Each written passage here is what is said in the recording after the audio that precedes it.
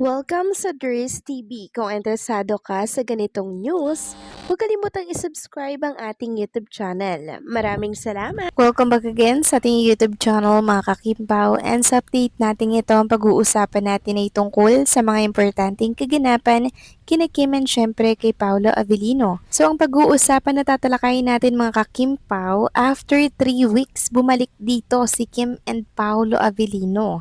Kaya pala madilim pa lang umalis na agad si Chinita Princess. So bakit nga kaya? Yan ang pag-uusapan natin. Pero bago pang lahat, maraming salamat sa inyong patuloy na pagsuporta at pagsubaybay sa mga daily update natin. Kaya naman bilang pasasalamat, narito bang isang napili ko komento patungkol ito sa naging previous update. Mula ito kay Ginang Edna Rubio. Sabi niya dito, alam naman ni Pao si Kim matino na babae. Hindi flirt sa babae or hindi flirt na babae.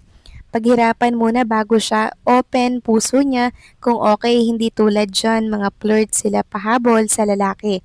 Si Kim hindi ganon, kaya yun ang nagustuhan ng guy sa kanya dahil moral siya, dignidad. Kita natin dalawa siya ex-BF pero hindi siya live-in noon. Ingatan niya moral niya, hindi siya pasagasa matagal paghintay ni Pao.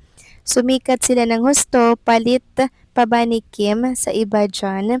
Maraming nag-aabang kay Kim na gusto manligaw. Mga mayayaman, pogi pero hindi basta-basta si Kim naniniwala, kaya kayong bashers, sinay-hinay kayo sa pangbabash dahil hindi si Kim tulad ninyo. Isang buwan lang jowa agad, tapos live-in agad. Yan ang ayaw ni Paolo. Sa babae, easy to get. Mababa ang moral pero kung pangbash kay Kim ay wagas. Yes, tama po kayo dyan. Ginang Edna Rubio. Si Chinita Princess po talaga, hindi niya binababa yung kanyang moral. Talagang meron siyang paninindigan mga kakimpaw. Kaya nga, dalawa lamang po yung naging ex-boyfriend niya. Dahil iniingatan niya po yung kanyang moral mga kakimpaw at yun po yung gustong-gusto ni Paolo Avellino sa isang babae. So maraming salamat sa inyong komento. Ginang Edna Rubio, God bless po sa inyo and mabuhay kayo. So eto na nga, pag-usapan na natin mga kakimpaw, mga topic po na nakalap natin sa update na to at unahin na nga nating pag-usapan ng tungkol dito sa picture ni Chinita Princess na meron pong white roses.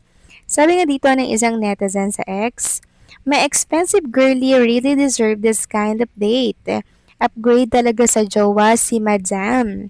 From convenience store food to fine dining restaurant dates, wala talagang kwento yung sigbin mong ex-te. True." So medyo natawa ako mga kakimpaw sa sinabi niyang sigbin niyang ex, no?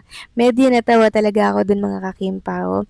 Pero masaya ako dahil si Chinita Princess ay napunta na po sa lalaking alam niyo na merong standard mga kakimpaw, di ba? Yun talagang hinahanap natin for Chinita Princess at mukhang nagkatotoo na. Yung ultimate happiness na pinapangarap ng isang Chinita Princess. Yun bang iingatan siya, itatrato siyang prinsesa, di ba? Ganyan yung gusto natin for Kim Chu. And tuloy-tuloy lang tayo sa pagpe-pray mga kakimpaw dahil mukhang malapit na po ang finish line. Sabi pa nga dito ng nag-commento, totoo ba? Convenience store food talaga ang binibili ni Expert Kim Chu. Hi, thank you talaga Pau Pau at dumating ka sa buhay ni Kimi. Deserve na deserve ni ate ko ang princess treatment dahil sa kabutihan ng puso niya. Correct mga kakimpaw, masaya tayo dyan.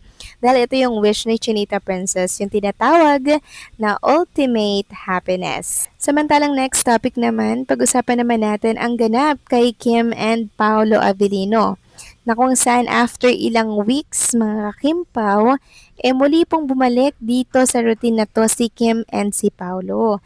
Kaya pala nagmamadaling umalis si Chinita Princess at madilim pa lamang mga kakimpaw, umalis agad ng bahay si Chinita Princess. Yun pala ay para po mag-running at mag-jogging sila ni Paolo Avellino ngayong Sunday.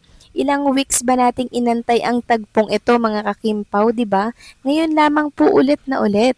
Kaya naman ang makita ng mga Kimpaw fans ang ganap na to, sobrang napasigaw sila sa kilig dahil syempre back to reality at back to normal na naman si Kim and si Paolo Avellino. Every Sunday talaga ito yung inaabangan ng mga Kim Pop fans yung ganap ni Kim and Paolo Avellino na nagbabonding habang nagjo-jogging, 'di ba? Healthy ka na, nakapag-bonding pa kayo. O, 'di ba? Napakaganda po ng routine ni Kim and Paolo every Sunday. And hopefully magtuloy-tuloy na nga po ito mga Kim po kasi nitong mga nakaraan sobrang busy po ni Kim. Ganun din po si Paula Villino kaya hindi po sila nakakapag-running. So yan po yung picture ni Chinita Princess mga kakimpaw kasama po si Paula Villino and syempre yung running body po nila ni Paulo.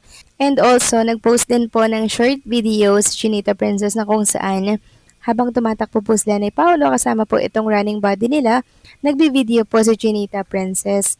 May caption pa nga ito na para daw pong sem-sem yung kanyang braso na para bang selfie stick na daw. Kasi nga po, medyo slim and payat yung braso ni Chinita Princess. Pero grabe ka naman, Kim, sa selfie stick, no? Yung selfie stick, sobra talagang payat nun. Yung braso mo naman, merong laman yan. Ikaw naman talaga, sobrang binababa at nilalait mo naman ang iyong braso, Chinita Princess. Samantalang yung braso na yan yung gustong-gusto ng mga matataba ngayon, di ba? Pero anyway, nagpapa-inject pa sila para po maging Barbie arms. Si Kim Cho kasi Barbie arms talaga yung kanyang braso at yun yung pinapantasya ngayon ng mga kababaihan na kung saan malamacho po ang datingan. So sa ganap na to ni Kim and Paolo Avellino, kanina mga kakimpaw, pansamantala daw nga muna nga tinakas ni Paolo Avellino si Chinita Princess sa realidad. Kasi si Chinita Princess, 'di ba, very workaholic, photoshoot dito, TV commercial shoot doon, tapos madalas, 'di ba, inaasikaso yung business niya, nakikipag business meeting, and also nagta-travel sa ibang mga lugar para po asikasuhin yung kanyang mga business. Kaya naman buti na lang at andyan si Paolo para itakas muna si Chinita Princess sa realidad sa napakagulong buhay at napakabising buhay ni Kim Chu dito po sa showbiz industry. Kaya nga po, sobra at lubos-lubos ang pasasalamat ng mga Kim Pao fans kay Paolo Avellino syempre. Kasi talagang back to reality na naman sila. So back to normal, kung bagay yung bonding nila na na-miss talaga ng husto ng mga Kim Pao fans. Hopefully by next Sunday, meron ulit silang pa-jogging mga kakimpaw, no? Pero sana, hindi pa po sila umalis papunta po ng South Korea. Sana matagal-tagal pa po nating makasama at mapanood si Chinita Princess dito po sa It Showtime. Sana by July pa po yung kanilang shooting para po sa Cupino. Dahil sobrang mangingirisis tayo sa mga paayuda mula po sa South Korea mga kakimpaw na kung saan ay limitado lamang po ang i-share nila sa mundo ng social media.